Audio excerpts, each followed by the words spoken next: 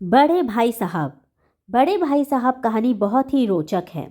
आइए इसके लेखक के बारे में पहले जानते हैं, फिर हम कहानी शुरू करते हैं। बड़े भाई साहब कहानी मुंशी प्रेमचंद जी ने लिखा है। इनका जन्म 31 जुलाई 1880 में लम्ही में हुआ था। इनका असली नाम धनपत राय, उर्दू में नवाब राय के नाम से भी जाने जाते हैं। हिंदी में प्रेमचंद जी के नाम से जाने जाते हैं। इन्हें कथा सम्राट के नाम से भी जाना जाता है। इनके प्रमुख उपन्यास में गोदान, निर्मला, सेवा सदन, गबन, मंगलसूत्र आदि हैं। इनकी कहानियां मानसरोवर शीर्षक से 8 खंडों में हैं। इनका देहवासन 8 अक्टूबर 1936 में हुआ था। आइए अब हम कहानी की ओर बढ़ते हैं। पाठ प्रवेश। इस कहानी में 2 प्रमुख पात्र हैं, बड़ा भाई और छोटा भाई। दोनों की उम्र में 5 वर्ष का अंतर है। दोनों की उम्र में 5 इयर्स का गैप है। दोनों भाई पढ़ाई के लिए परिवार से दूर छात्रावास में रहते हैं, यानी हॉस्टल में रहते हैं। बड़े भाई साहब छोटे भाई के सामने प्रेरणादायी बनना चाहते हैं ताकि उसे सही राह पर ला सके। तो बड़े भाई साहब क्या चाहते हैं, छोटे भाई के सामने में एक इंस्पिरेटर का काम करे, ठीक है, कि छोटा भाई सही राह पर रहे।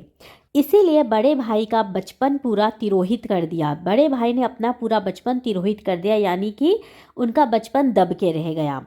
बचपना यानी कहीं खो गया। छोटा भाई स्वच्छंद और मस्तमौला स्वभाव व कुशाग्र बुद्धि का है, और वहीं छोटा भाई कैसा है, वो बहुत ही केयरफ्री है, मस्तमौला है, स्वच्छंद है, और उसकी जो बुद्धि है वो बहुत कुशाग्र है, यानी वह बहुत तेज बुद्धि का है। लेखक अपने बड़े भाई साहब के बारे में बता रहा है कि वे पढ़ाई को कितना अधिक महत्व देते हैं।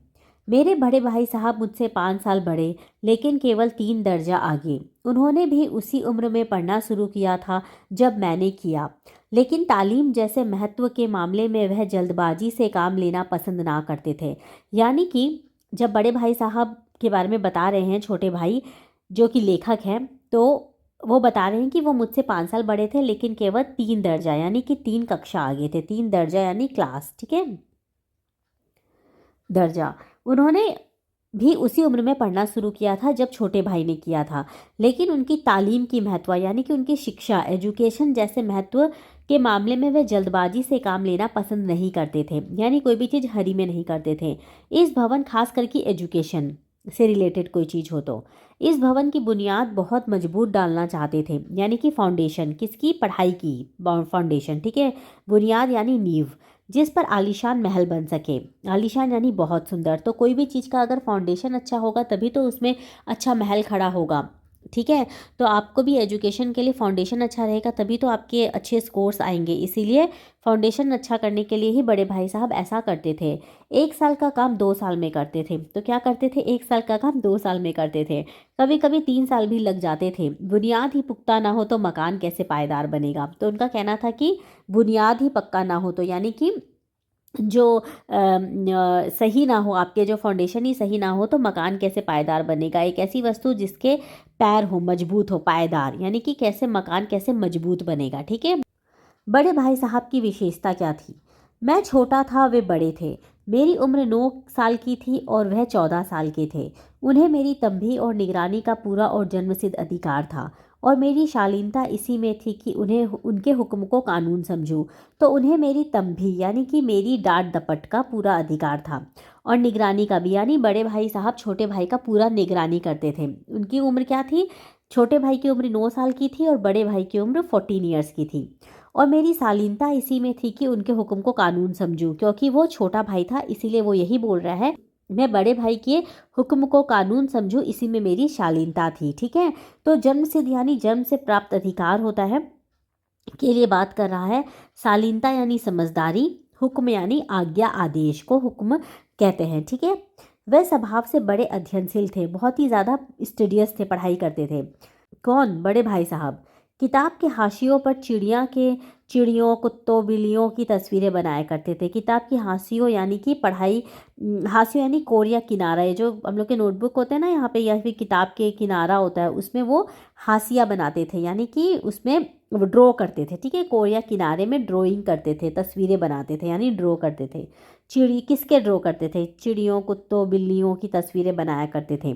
कभी ऐसी शब्द रचना करते जिसमें ना कोई अर्थ होता ना कोई सामंजस्य। कभी कभी ऐसा कोई शब्द बना देते थे, शब्द का रचना करते थे जिसमें ना तो कोई मीनिंग निकलता था ना कोई सामंजस्य, यानी कि ना कोई तालमेल होता था, पर वो ऐसे वर्ड को बना देते थे। बड़े भाई साहब का लेखन प्रेम व छोटे भाई का रुझान किसमें था, आइए देखते हैं। मसलन एक बार उनकी कॉपी पर मैंने एक इबारत देखी, स्पेशल अमीना। मतलब वो कुछ कुछ लिखते थे जिसका कोई टांग पैर पूछ रहता नहीं था, बट स्टिल वो ऐसा करते थे, ठीक है। भाइयों भाइयों, दरअसल भाई भाई, राधे श्याम, श्रीयुत राधे श्याम, 1 घंटे तक। इसके बाद एक आदमी का चेहरा बना हुआ था। मैंने बहुत चेष्टा की कि इस पहेली का कोई अर्थ निकालूं, यानी कि वो चाहते थे कि इस पहेली यानी कि ये जो लिखा हुआ है उसका मतलब निकालूं, लेकिन असफल रहा। लेकिन छोटा भाई असफल रहा क्योंकि वो कुछ ऐसे ही लिखा हुआ था कि इसका कोई मीनिंग नहीं निकल रहा था, और उनसे पूछने का साहस भी ना हुआ। वे 9वीं जमात में थे, मैं 5वीं में। उनकी रचनाओं को समझना मेरे लिए छोटी मुँह बड़ी बात थी। छोटी मुँह बड़ी बात एक मुहावरा होता है जिसका मतलब होता है कि छोटी उम्र में बहुत बड़ी बात कर देना जो कि उसके योग्य ना हो, छोटे उम्र में उसके योग्य ना हो बड़ी बड़ी बातें करना। मसलन का मतलब होता है उदाहरणतः, इबारत, लेख, चेष्टा, कोशिश, जमात, कक्षा। अब छोटे भाई जो कि लेखक हैं, उनकी रुचियां किसमें थी? हॉस्टल से निकलकर मैदान में आ जाना, गार्डन ये सब में ना, जो ग्राउंड होता है ना उसमें आ जाना, कंकड़ियाँ उछालना, पत्थर उछालना, कागज़ की तितलियाँ उड़ाना, चार दीवारी पर चढ़ना, फाटक को मोटर कार बनाना। इस तरीक़ा की उनकी रुचियाँ रहती थी छोटे भाई की। बड़े भाई साहब की क्या प्रतिक्रिया होती थी? उनका पहला सवाल ये होता, कहाँ थे? Where you? हमेशा यही सवाल इसी ध्वनि में हमेशा पूछा जाता, और इसका जवाब मेरे पास केवल मौन था। ये चुप रह जाते थे छोटे भाई। ना जाने मेरे मुंह से यह बात क्यों नहीं निकलती थी कि ज़रा बाहर खेल रहा था। डरता था ना, इसलिए नहीं बोल पाता था कि ज़रा बाहर खेल रहा था। मेरा मौन कह देता था कि मुझे मेरा अपराध स्वीकार है, यानी कि मुझे मेरा गुनाह स्वीकार है।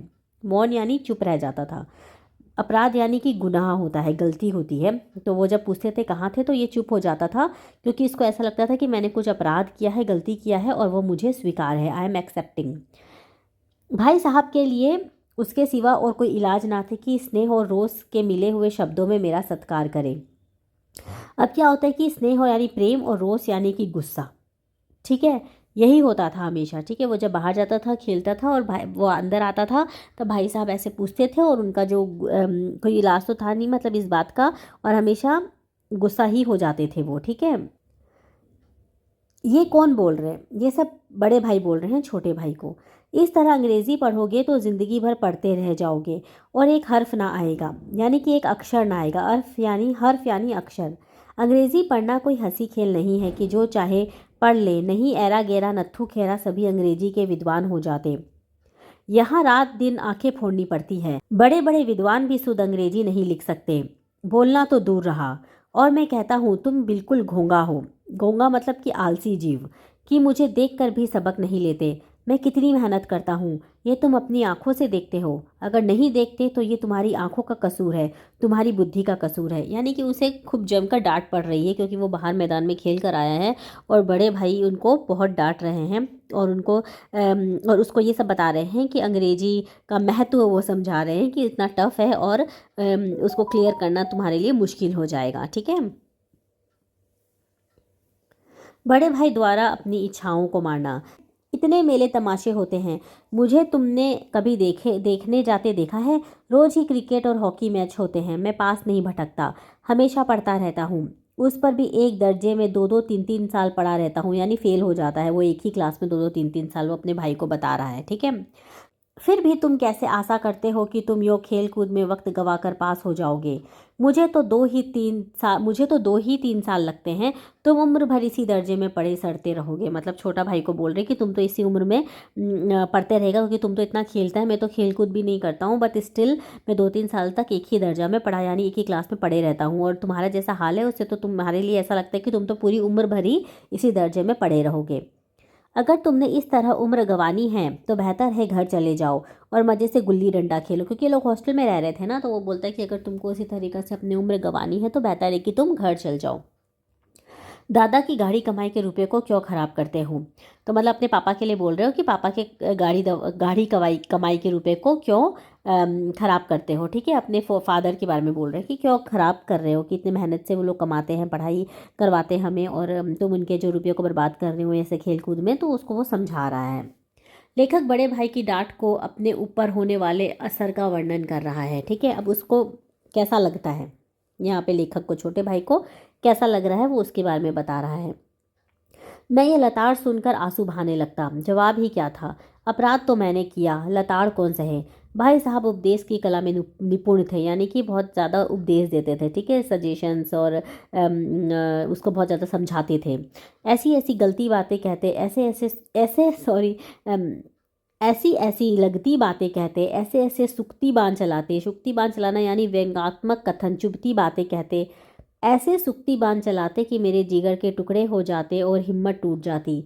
इस तरह जान तोड़ मेहनत करने की शक्ति मैं अपने में ना पा पाता था, और उस निराशा में ज़रा देर के लिए मैं सोचने लगता, क्यों ना घर चला जाऊं, मैं क्यों ना घर चला जाऊं। जो काम मेरे बूते के बाहर है, कौन से काम, पढ़ाई, उसमें हाथ डालकर क्यों अपनी ज़िंदगी ख़राब करूं। तो इसको भी जब बड़े भाई साहब इतना लताड़ देते, इतना डांट सुना देते, तो इसको भी लगता है कि मुझसे तो हो नहीं पाएगा इतना मेहनत का काम, और क्या पता मैं क्लियर भी ना कर पाऊँ एग्ज़ाम ये सब, तो इससे अच्छा तो मैं घर क्यों ना चल जाऊँ, इसको ऐसा लगता था, ठीक है।